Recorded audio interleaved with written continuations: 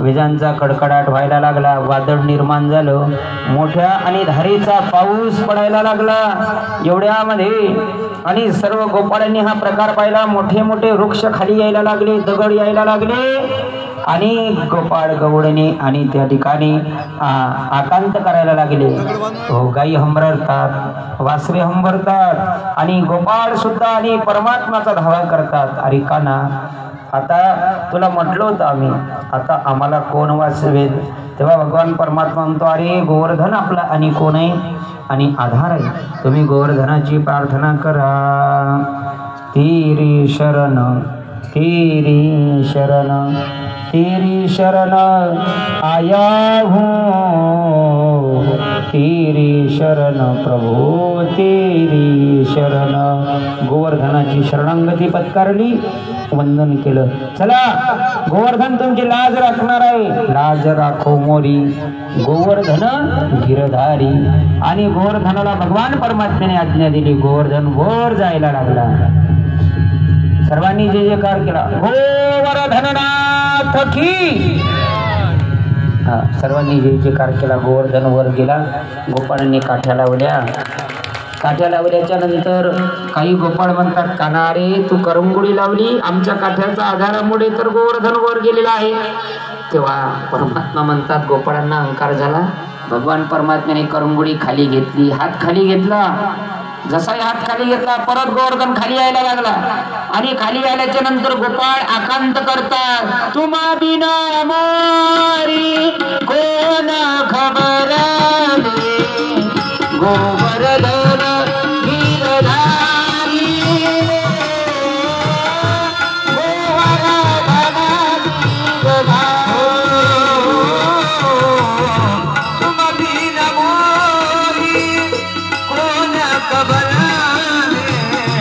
तुम्हा बिना मोरी कोण खबर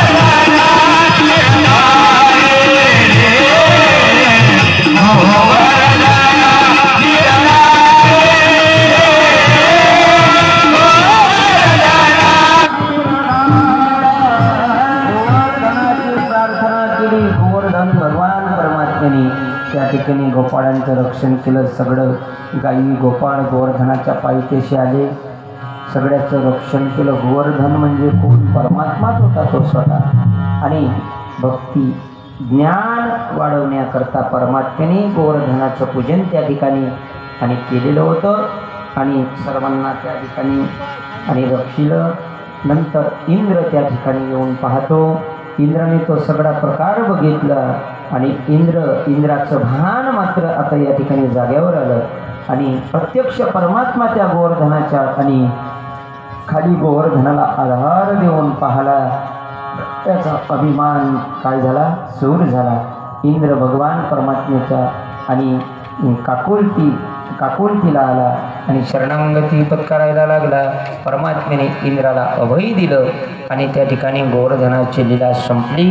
या ठिकाणी गोवर्धनाची लीला संपली आणि नंतर दशमस्कंदाच्या आणि उत्तरार्धामध्ये शुकाचार्य मुनी आणि राजा परीक्षितीला आणि नंतर रासलीलेचा प्रसंग सांगतात आणि तो रासलीलेचा प्रसंग आपण उद्या सकाळच्या सत्रात पाहू आणि नंतर याच वेळेची या वेळेला उद्या 6वा दिवस असल्यामुळे उद्या भगवान परमात्म्याचा विवाह सोहळा होणार आहे। लग्न